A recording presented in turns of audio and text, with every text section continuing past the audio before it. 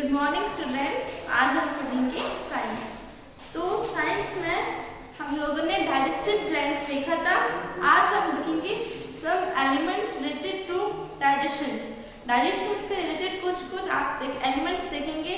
तो सबसे पहला है बेल्चिंग।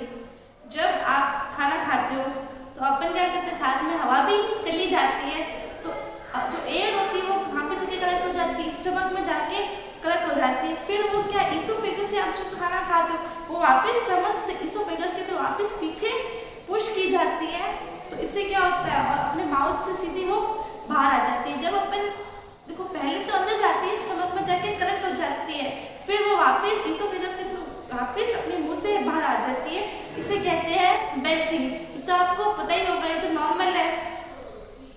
अगर आप खाना खाते हो, अगर आपको 4 बर्प्स होते हैं तो ये नॉर्मल है। अगर आपको 4 से ज्यादा बर्प्स होते हैं तो इसका मतलब ये है कि आपकी जो पेट में क्या है, अल्सर्स की, जैसे हो सकता है ये आपके अल्सर हो। You must have notice burping after drinking. आपने हमेशा नोटिस किया होगा, जब भी आप कोल्ड ड्रिंक पीते हो या फिर कोई भी झाग वाली चीजें पीते हो तो आपको बर्प्स आते हैं। तो फिर है डायरिया। ये क्या होता है, लूज मोशंस होते हैं। ये वही है, अगर आपको it's the condition of passing 3 और मोर लूज और लिक्विड स्टूल्स पर डे। अगर एक दिन में 3 से ज्यादा लूज स्टूल्स हो जाते हैं तो ये डायरिया की निशानी है।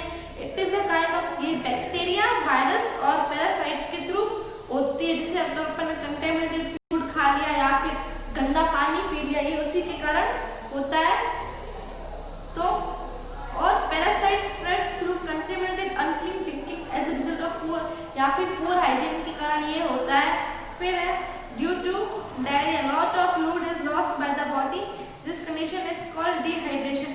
इस जैसे दिन में 3-4 लूज मोशन हो जाना, तो इससे क्या आपकी बॉडी में पानी की कमी आ जाती है। तो ये जो इससे क्या आपकी बॉडी का जो फ्लूइड था वो तो चला गया, इससे पानी की कमी आ जाती है। इस कंडीशन को कहते हैं डिहाइड्रेशन, जो क्या काफी खतरनाक हो सकता है, स्पेशली छोटे बच्चों में।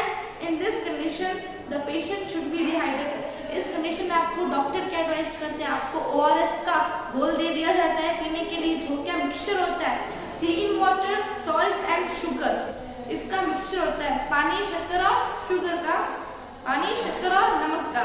तो टू अवॉइड डायरिया, डायरिया को अवॉइड करने के लिए आपको क्या करना चाहिए, हमेशा क्या सेफ ड्रिंकिंग वाटर पीना चाहिए।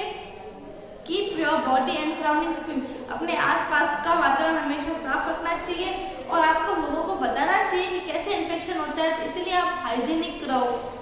फिर है वॉमिटिंग। वॉमिटिंग क्या होती है, जैसे ये एक्सपल्जन होता है, जैसे अपन खाना खा लेते हैं तो ये जो स्टमक से जो खाना क्या अपने मुंह से वापस आ जाता है, वो होती है वॉमिटिंग। ये कुछ भी कारण से हो सकती है, जैसे आपने मेडिसिन ली है, कोई ड्रग्स वगैरह, या फिर अगर आप बीमार हो तभी भी आपको ये हो सकता है, या फिर ये किसी डिजीज का क्या हो सकता है, सिम्टम हो सकता है।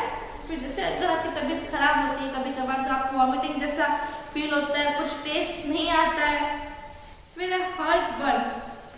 ये जब आपको चेस्ट में अनकंफर्ट मीन्स थोड़ा सा पेन टाइप का होता है, इसे हार्ट बर्न कहते हैं। ये इसलिए कारण होता है क्योंकि स्टमक का जो कंटेंट होता है, स्टमक की चीजें क्या आपको ऐसा लग रहा है ऊपर आ रही है, आपको दर्द यहाँ महसूस होता है, तो इससे क्या ये क्या होता है, ये एसिडिटी होती है, यही होता है हार्ट बर्न। ये क्या हो जाता है, आपको थोड़ा सा इरिटेशन फील होता है, ये सिर्फ एसिडिटी ही होती है। तो हार्ट बर्न भी एक डिजीज है। ये क्या होता है, जब स्टमक के कंटेंट से ये ऊपर आ जाते हैं, इसीलिए आपको काफी इरिटेशन सा फील होता है हार्ट बर्न में। फिर है अपेंडिक्स। ये अपेंडिक्स एक ट्यूब होती है जो क्या लार्ज इंटेस्टाइन से जुड़ी होती है, उसको अपेंडिक्स कहते हैं। ये क्या है, इसका कोई काम तो नहीं है, लेकिन अगर इसमें थोड़ा सा भी क्या है इन फंक्शन यानी इसके फंक्शन में कोई भी प्रॉब्लम आ गई तो ये क्या आपकी बॉडी में काफी ज्यादा डेंजरस प्रूफ हो सकती है, इसीलिए इसको रिमूव करना ही पड़ता है। आपने सुना होगा किसी की अपेंडिक्स की प्रॉब्लम होती है, कहते हैं कि हमारे अपेंडिक्स का ऑपरेशन कराया, इसका मतलब वो उन्होंने ट्यूब उसको फिर क्या करना पड़ता है, हटाना पड़ता है। The large intestine has a tiny tube with closed end called the appendix. ये डाइजेस्टिव पार्ट का ट्रैक्ट है which does not, इसका कोई फंक्शन नहीं है, लेकिन if it get infected, अगर इसमें कोई भी इन्फेक्शन हो गया तो ये क्या करती है, पूरी बॉडी में प्रॉब्लम क्रिएट कर देती है, इसीलिए इसको रिमूव करना फिर बहुत ही जरूरी हो जाता है। फिर है nutrition in grass eating animals, जो एनिमल्स घास खाते हैं वो अपना न्यूट्रिशन कैसे लेते हैं? तो आपने कभी काऊ को देखा होता है, काऊ जुगाली करके एक बार खाना खा लेती है, तो उनके पास तो क्या है, कोई पर्टिकुलर एंजाइम्स नहीं होते जिससे कि वो कॉम्प्लेक्स फूड को सिंपल में चेंज करे, इसीलिए वो एक बार खाना च्यू कर देती है, वापस जाता है, फिर वो वापस आते हैं, फिर उसको वापस से वो उसको खाती है, स्वेलो करती है, तो उसे कहते हैं rumination. Grass eating animals have a very special way of digesting their food, जैसे animals like cow, goat, sheep and buffalo can not digest the food in one go. वो एक बार में अपना खाना नहीं डाइजेस्ट करती है, because they do not have enzymes to break down glucose. उनके पास कोई एंजाइम्स नहीं होती कि वो ग्लूकोज को, कि वो सेलुलोज को ब्रेक डाउन करे, जो कि क्या है, सेलुलोज एक कार्बोहाइड्रेट है जो कि प्लांट्स की सेल वॉल में होता है। अगर सेल वॉल में आपको प्लांट्स की सेल और एनिमल सेल में मेन डिफरेंस क्या होता है, एक में सेल वॉल प्रेजेंट होती है, एक में सेल वॉल एब्सेंट होती है। तो these animals chew half digested food. ये एनिमल क्या करते हैं, आधा खाना, आधा डाइजेशन पहले करते हैं, इसीलिए इन्हें क्या कहते हैं, एनिमल्स को ल्यूमिनेंट्स कहते हैं। They bring back the swallowed food to, वो वापस जो खाना हमने स्वेलो किया उसको वापस लेके आते हैं ऊपर और उसको वापस से क्या करते हैं, च्यू करते हैं। इस प्रोसेस को ल्यूमिनेशन कहा जाता है। एंड द swallowed फूड, और जो खाना चबाया है उसे कहते हैं cud. The ruminants are herbivorous. जो ल्यूमिनेंट्स होते हैं वो क्या होते हैं, घास खाने वाले होंगे, वही तो होंगे। तो अपन तो देखते हैं गाय जुगाली करती है, जो जुगाली करना ही ल्यूमिनेशन होता है। फिर है डाइजेशन इन ल्यूमिनेंट्स। ल्यूमिनेंट्स का डाइजेशन कैसा होता है, all the ruminants have big chewing teeth and powerful jaw muscles so that they can chew their food properly। जितने भी ल्यूमिनेंट्स होते हैं उनकी च्यूइंग टीथ कैसे होते हैं, बिग होते हैं, और उनकी जॉ मसल्स होती है काफी पावरफुल होती है, सो जिससे क्या है वो अपना खाना प्रॉपर्ली च्यू कर सके। और इनकी जो स्टमक के ल्यूमिनेंट्स के स्टमक होते हैं उसको 4 चैम्बर में डिवाइड कर दिया गया है। सबसे पहला rumen, second reticulum, third omasum and fourth है एबोमेसम। फिर है the half chewed grass is swallowed and it first goes from mouth to room। जो उसने आधा खाना खाया वो मुंह से पहले कहाँ जाएगा, ल्यूमन में जाएगा। The largest of the 4 compartment, अभी अपन ने जो 4 कंपार्टमेंट देखे हैं उसमें से ल्यूमन सबसे लार्जेस्ट कंपार्टमेंट है। फिर है fourth step, protozoa and bacteria present in the lumen. Lumen के अंदर कुछ प्रोटोजोआ और बैक्टीरिया होते हैं जो कि क्या करते हैं, सेलुलोज को ब्रेक डाउन कर देते हैं। फिर क्या है, ल्यूमन के बाद था रेटिकुलम। रेटिकुलम में क्या होता है, in reticulum half digested food is stored. जो आधा डाइजेस्टेड फूड स्टोर हो जाता है, फिर it is send back to the mouth. तो वापस वो वहां से माउथ में चला जाता है और वापस से उसको चबाना शुरू कर देते हैं। This action is known as ruminating. इस एक्शन को ल्यूमिनेटिंग कहते हैं। जो रेटिकुलम में जो फूड स्टोर होता है फिर वापस माउथ में चला जाता है और चबाना शुरू कर देता है, तो इस एक्शन को कहते हैं ल्यूमिनेटिंग। सिक्स्थ है the rechewed matter is now swallowed। फिर जो वापस चबाया गया खाना उसको वापस क्या है, वापस उसको स्वेलो करते हैं इस सेकंड टाइम में by passing the first 2 chambers. अभी खाना है क्या है, 2 चैम्बर से पास होगा। फिर ये थर्ड चैम्बर में एंटर करता है। थर्ड चैम्बर था ओमासम। ओमासम में क्या होता है, ये जो फूड होता है ब्रोकन डाउन टू स्मॉल, एकदम छोटे छोटे टुकड़ों में उसको ब्रेक डाउन किया जाता है और जाते जाते यहाँ पे पानी क्या होता है, एब्जॉर्ब होता है। फिर लास्ट 8 स्टेप ये है, लास्ट में क्या होता है, ये 4th चैम्बर में एंटर करता है। 4th चैम्बर कौन सा था, थर्ड था ओमासम, फोर्थ है एबोमासम, जो कि क्या है, ट्रू स्टमक है, जिससे ट्रू स्टमक कहा जाता है। आपसे कभी क्वेश्चन पूछा भी जा सकता है कि ट्रू स्टमक किसे कहते हैं, तो आपको हमेशा याद रखना है कि एबोमेसम को ही ट्रू स्टमक कहते हैं। यहाँ पे क्या होते हैं, कुछ एंजाइम्स होती है जिससे क्या डाइजेशन का प्रोसेस आगे बढ़े। तो आपका चैप्टर नंबर यही खत्म होता है। अभी हम इसके प्रैक्टिस टाइम क्वेश्चंस देखते हैं।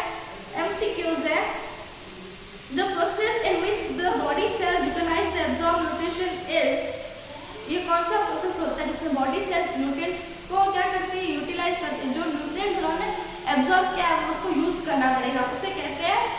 आपको खुद को आना चाहिए ये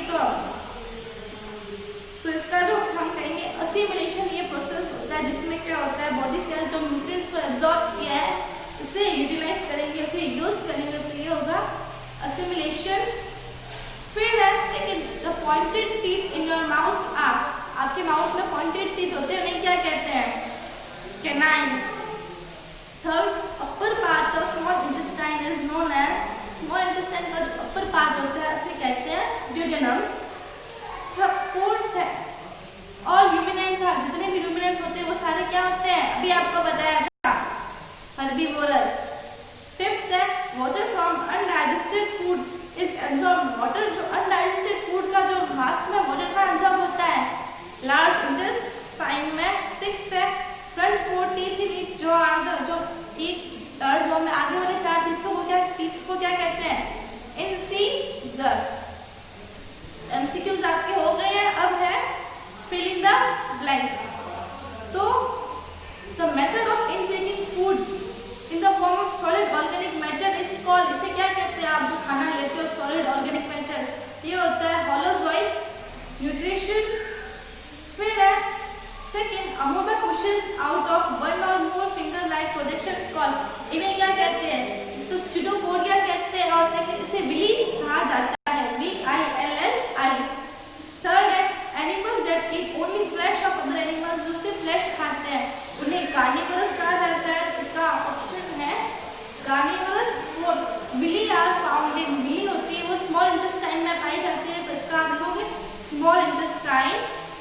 फिफ्थ है amoeba takes in food with the help of, वो किससे अपना खाना अंदर लेते हैं, वो बॉडी सरफेस से अपना फूड इंजेक्ट करते हैं, तो यहाँ पे लिखेंगे बॉडी सरफेस।